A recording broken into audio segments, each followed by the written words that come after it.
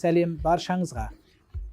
Қатерлі меланома немесе меланома қалай бәрі оны атай. Негізінен терінің қатерлі ісігі болып табылады. Ол терінің кез келген бөлігін зақымдауы мүмкін.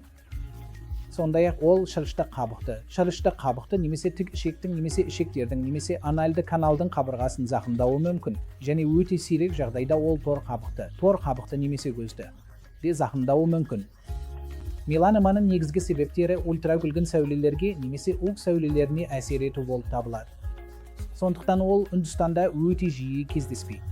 Австралия, Жаңа Зеландия сияқты елдерде және ук сәулелеріне жоғары әсер ететін жерлерде өте жиі кездеседі. Метастатикалық меланомаға келгенде, ол дененің әртүрлі бөліктеріне таралғанын білдіреді. Симптомдар таралған жерге байланысты өзгереді.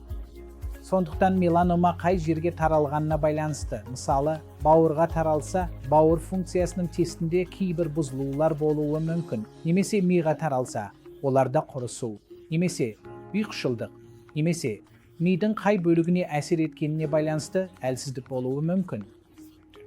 Алдымен метастазданбаған немесе дененің әртүрлі бөліктеріне таралмаған қалыпты меланоманы қалай емдейтінімізді айтып берейін. Сондықтан әдетте мұндай жағдайларда біз жергілікті емдеуді қарастырамыз. Ол меланоманың орналасқан жеріне байланысты хирургия түрінде болады. Және хирургиямен қатар біз иммундық терапия немесе химиотерапия беруді де қарастырамыз. Сондай-ақ жергілікті бақылау үшін радиация маңызды рөл атқарады.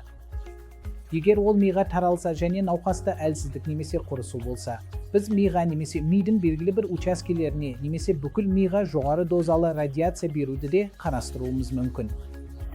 Бірақ орташа алғанда метастатикалық меланома туралы айтқанда, биопсиядан кейінгі ең маңызды емдеу түрі шын мәнінде химиоиммундық терапия болып табылады.